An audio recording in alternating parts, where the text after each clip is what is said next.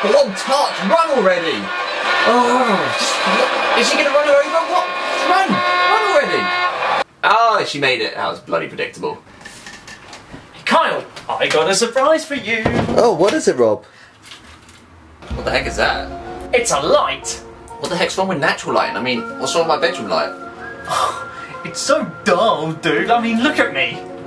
Right, fine, look, we'll try it. But if I don't like it, we're not bringing it back. Fine, deal. But I guarantee you, it will make our lives a lot easier. Yeah, sure. It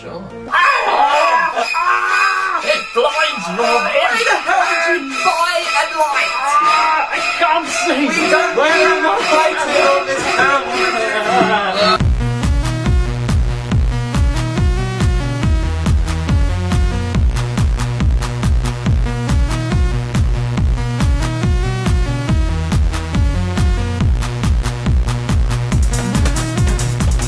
Look at us.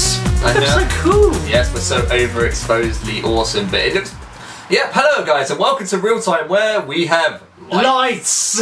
It's slightly more fabulous in his dark, dreary room. It's only when you look at this you realise how dull the old footage was, but never mind. Welcome to what is now a monthly edition of Reeltime. Yeah. We're not apologising it's late. It's not late. This is the norm now, guys. Yeah, and if you get 2 in 1 month, then you're lucky. Oh man, don't get them excited now, Rob. Oh yeah. Those 40 to 70 people that follow us. Hey, 78 subscribers. That's not bad. I'm gonna laugh by the time this episode's up. The subscriber count's gone down. So anyway, today we have another one of our heads. Why did we do that? Unlike the first animated sequels competition we had, this one we are split. Woo! There's the split right there. So I am going to be supporting the far superior How to Train Your Dragon side.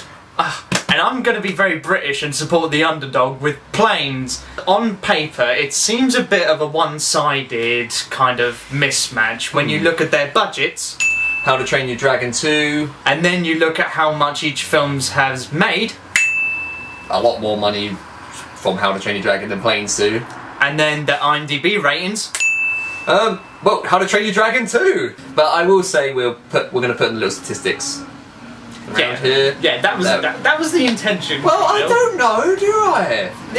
You should know by now that text spontaneously appears in front of us. It's totally not. Oh, you mean like that one? Yeah, that one. Yeah, that one. Oh. Kyle, do you think perhaps we should have some sort of elaborate sketch in this episode? Fair. Some of our best moments are when we sketch. I think, yeah, that kind of sketch. I think we need to incorporate one this episode, and I have come up with a very cunning idea how to use Planes and How to Train Your Dragon in a wonderful, magnificent, orgasmic sketch. Really? Whisper it to me. Let me know where it is. Audience, prepare to be blown.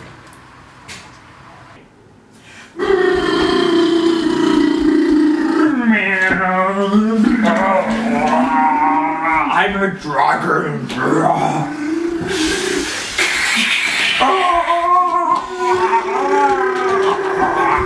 Oh no! My gearbox has failed. I'm going down. So before we get into this fight, we'll quickly talk about the first films. Yeah, and I think it's safe to say we can both mutually agree that How to Train Your Dragon is definitely better than Planes. Of course, it has action sequences, and it's got better characters, and it's got dragons and Toothless, and better characters and action sequences. But it doesn't necessarily mean that I thought it was a great film. The only problem with How to Train Your Dragon was the side characters, but more of because we don't get to see them enough. So when they are there, they're just there for little... Well, they were more just there for the training sequences in the first film, but that was it. Whilst Planes 2 was a clear rip-off of Cars. You mean Planes 1? Yeah, whatever.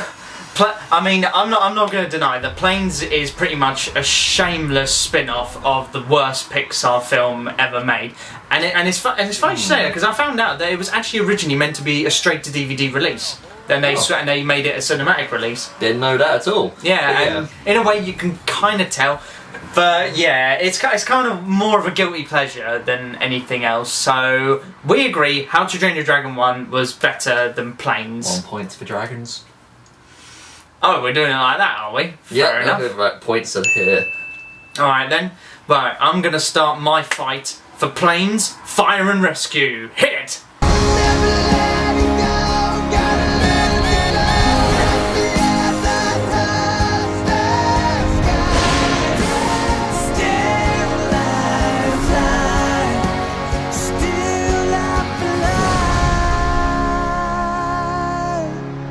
Basically, Planes, Fire and Rescue, it basically starts with Dusty pretty much carrying on from where he left the first film, where he's a successful racer, and basically his gearbox buggers up, and there's a risk that he might not be able to race again. Aside from that, the airport that he works at is at risk of being closed down because basically it doesn't meet the health and safety fire regulation, blah, blah, blah, blah. And basically they need another fire-trained vehicle, so he goes to learn how to be a firefighter. It's a contrived plot to get him in a new scenario. Pretty much, yeah. That's pretty much the way it happens. I actually did it in like 5 seconds, while your explanation took about 30. Fine, alright then. It had a lot more going for it, this plot. I mean, it is a simple plot in essence. It's not going to be a world breaker, but it's something different. It's definitely something different, whereas Planes 1, it was literally a retelling of Cars 1. And it was better than Cars 2, where it went for that whole spy storyline. Without question, that was just ridiculous. You get a whole host of new characters. You get Blaze Rudder? No. Yeah, Blaze helicopter guy. Yeah, Blaze helicopter guy, voiced by Ed Harris, which was very good. You got Stalker helicopter girl. Dipper, who was funny. I really liked her. Stunt cars, or micro machines as I called them. Yeah, they were okay. I thought the cast was a lot better, and the characters were a lot better this time round. The scene with AC/DC Thunderstruck, I thought that was a stroke of genius. Whoever picked that music for that scene was just brilliant. Did you like it? Yeah, no, the music, I mean, some of the scenes were well presented for like a cheap animation film. But you know, I won't say I hate the film, but I won't say I was like the whole way through either. Would you say it's better than Planes 1? Yeah, much better than Planes 1. The story's much better, it's more serious and fun, but it's still, obviously, you know, when you get animations that are purely aimed for children, yeah, and then you got the ones that go for children but adults can love too. Yeah, I mean, I think I kind of know why I kind of like this film. Are you secretly a plane? It's like, did you watch Thomas the Tank Engine as a kid? Yeah, I love Thomas the Tank Engine. I had Thomas the Tank Engine bed sheets. I think it's me too. Woo! I think it's kind of the effect of talking vehicles who do like specific jobs. I think it's kind of that Thomas the Tank Engine part inside of me that just likes this film in a way. But you don't like cars? No. Contradiction. But yeah, I mean, I do admit it's not the greatest film I've ever seen, but I definitely think it is better than the first film, and I think I saw it a second time today, and I still really like it. I mean, there are jokes that fall completely flat and they're for kids. Hey, Sugar Rims, you just fall out of a B-17? Cause you're the bomb. Pickup trucks. Right, should we move on to Dragon now? God, you're really keen to... That's alright, I'm not going to be able to put in the full energy that you put into telling the Cars storyline, but I'll give you a brief oversight. Planes, I'm reviewing Planes. Cars, Planes are all the same.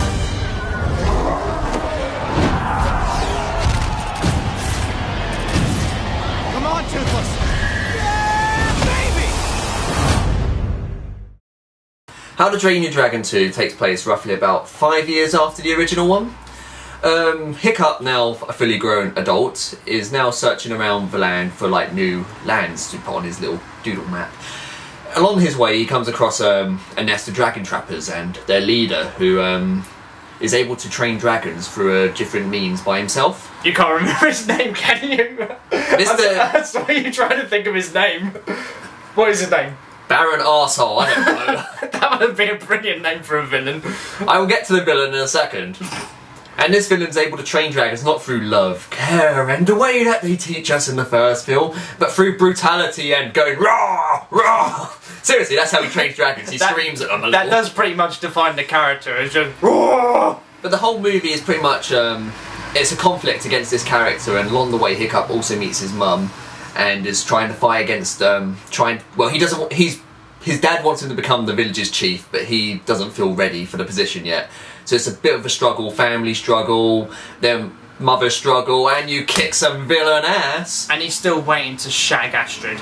I'm pretty sure they do it. Their chemistry was there. Very sexual. But in terms of the movie, it's fun. It's just good, laid-back fun. But like the first How to Train Your Dragon, with like the very serious tone. But instead of like them fending off dragons now, they're fending off an army from this dickhead evil guy. Dickhead evil guy. There's a picture of him. Call him dickhead evil guy. So, dickhead evil guy, he basically enslaves dragons rather than be their friend. Yeah. I thought he was a little bland as a villain. He was very much a shouty villain. As a villain, he's as bland as the first film's villain, which was just an evil dragon. It was just, yeah, it was an evil dragon, wasn't it? He's very like, he's kind of got the typical DreamWorks villain vibe where he's like, I'm evil because I'm rog, big, muscly, scary looking, lost an arm. Pretty much, yeah. But in terms of characters, you've obviously got Hiccup, you've got Astrid, you've got Hiccup's dad, mum. Side characters are not in it as much in this one. Nah. But really, that's not a bad thing there. But the thing is, though, when they are in it, they don't feel tacked on and pointless like they did in the first film. It actually felt genuinely quite funny Sometimes for a change. they added to the humour, or they added to the fact that, you know, they're in a big Viking group, so you obviously need characters that fill that group instead of having some random fodder. But like Planes 2, How to Train Your Dragon has its fun, loving side, but it's also got its serious but very emotional tone to it. I will give it that. The reunion between the parents, that was very hard. Very emotional moments in this film, but like, it doesn't feel forced or tacked on, which I had no DreamWorks can do. And like, you just got to look at some of their other films, and you know that sometimes they can't really do emotion too well. I mean, see, I don't know what my problem is with How to Train Your Dragon 2. It's just admit it. Toothless is adorable, and that's I don't think he is. The film. I genuinely don't think he is. What I don't get is can we have a picture of his adorable face right there? He's so adorable. But one main problem, I suppose Planes 2 suffers from the same thing, is how both films, they just kind of wrap up so easily for the main character. See, my problem with Planes 2 is it still goes through old territory. Like, for example, there is I can't remember his name, Mr. Chopper, the head helicopter chop dude. Blade. For the record, I don't remember characters' names that well.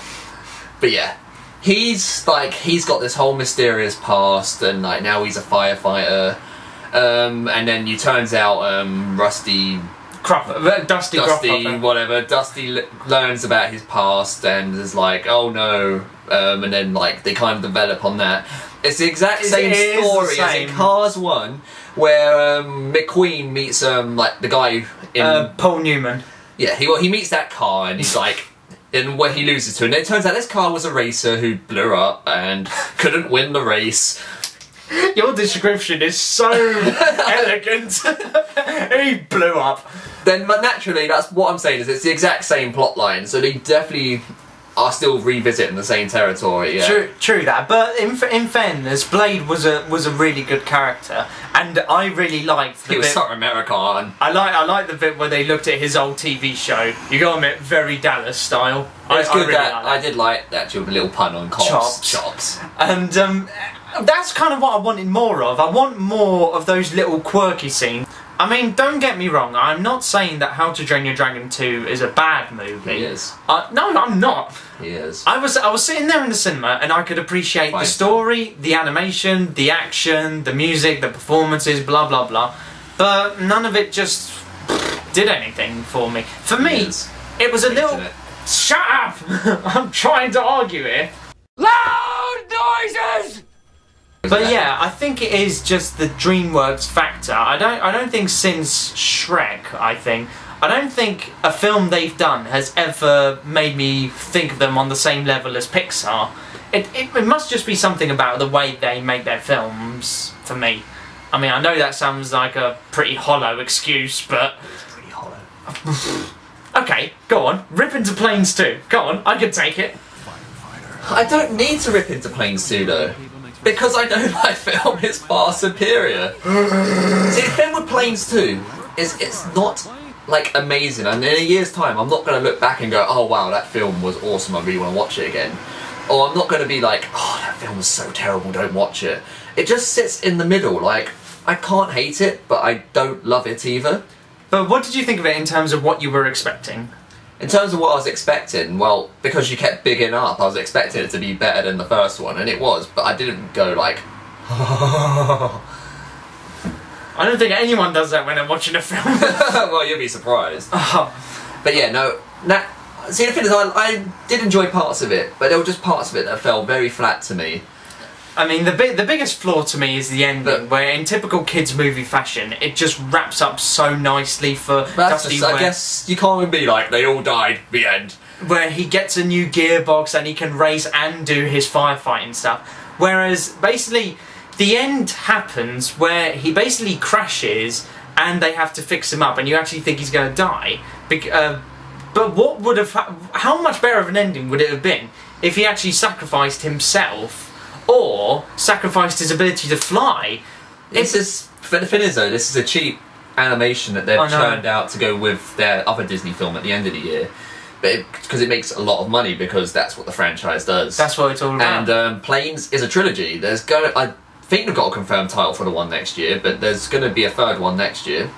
Huh. And you know what? They should just make him meet Lightning McQueen and just finish it all off, really. But still, actually, How to Train Your Dragon 2 can't make the same mistake. That's where the second one is a lot weaker than the first film.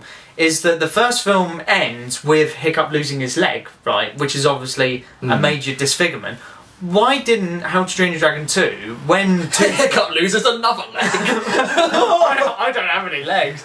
But what if it ended with Toothless taking on the alpha male, he wins, but as a result, he can't fly? Like, he really can't fly. But Toothless can't fly without Hiccup supporting him. But unlike the first film, where you end in a different place than where you started, where obviously the dragons are accepted and all that, How to Train Your Dragon 2 ends exactly the same way as it starts. I think I prefer the first film, but that's because the first film caught me by surprise. But I think the thing here is, with spoiler territory of course, in this film Hiccup loses his dad. And well, so naturally that's the disaster, that's the thing he's got to live with. Yeah, but to be fair, in terms of a viewer's perspective, but they can take that... The loss of the main character's leg is a lot more powerful than his dad, who, to be fair, doesn't actually make that much of a difference on the story. But then if they did that, they're at risk of saying, oh, they're just reusing the same thing as the last film for emotional support. But yeah, but Toothless just comes across as... I think as well, they've got the whole... in the third film, because they're making a trilogy of this one as well. Oh, now look who's been money grabbing. Well, they announced there's a trilogy from the first one. Oh. But yeah, Toothless is now going to have to live with the regret that he killed Hiccup's dad. And they can take that plotline, but the thing is they can't obviously chuck that in the last minute of the film, because they need the film, it's an animation film, to end on a high. They need more of that. Guys, we're going to have to end this video because we're dragging, and I don't think we're making a fair point. And it's going to end in a fight soon. So we'll end it here. We're just going to agree now that How to Train Your Dragon 2 won this little debate. And if you like this video, please comment on the video, please like... Whoa, hold the phone now, come on. What now, Rob? I'm still fighting here. Now then. Fighting? Yeah, that's... You're doing Hiccup's hand gestures whilst you're fighting. Fighting, yeah. Which film do you think was better? Oh, I don't know, Rob. What film do you think I thought was better? Planes? Yeah, Rob, yeah, sure. Yeah. Anyway, How to Train Your Dragon 2 is the far superior film. Far superior? You sound so condescending. I'm sorry, I just looked down on you at this mere Plains peasant. Oh, right, that's how it is. With his melodramatic reactions to my just mild comments. Basically, I accept that How to Train Your Dragon 2 is probably a better film, but it's like many things. My car, a little hatchback, may not be the fastest, or the prettiest, or the most lavishly equipped, but it's still my favourite car. Don't use car metaphors. Oh, shut up. This is my segment now. I accept that the plot, animation, action, blah blah blah, pretty much everything was most probably better in How to Train Your Dragon 2. Out of the two, I would see Planes 2 without question any day of the week. If How to Train Your Dragon 2 is on Sky, or perhaps in the bargain basket at the supermarket, I may, out of pity, just buy it. So, have I changed your mind in any way? No, okay, end of episode. So if you liked today's episode, please comment on the video below, subscribe, send us a like. We would like to hear your opinion on which film is better. Are you Team Kyle or are you Team Rob? I think I might be in a bit of a minority here. You know what though, to be fair, everyone has the right to their own opinion, and sometimes I like, if someone disagrees, I'd like to see why. I'm not going to argue. We're not Doctor Who fans. We're not just going to hate on everyone. We banter with each other, but we respect each other's opinions, even if his one is wrong. So, basically, we've ended this episode pretty much the same way we've started, and I'm sorry, but we've once again completely I'm sorry our arguments got so far that we didn't even get to talk about soundtrack and actual animation. But to be fair, we don't need that. We just need you more just gotta of us. You just got to look at the budget.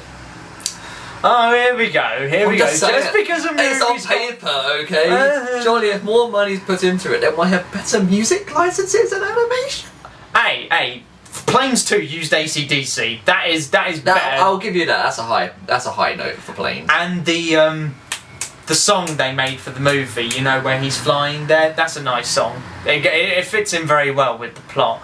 But, so yeah, Planes wins on soundtrack. Finally a victory for me! Alright, you know what, I'll give you that one, because How to Train Your Dragon doesn't really have a soundtrack except for one little song which the characters sing, which is quite nice, but that's... Oh yeah, but the rest is quite forgettable, it's just, it's just dramatic. We're supposed to be ending the episode now, what's going on?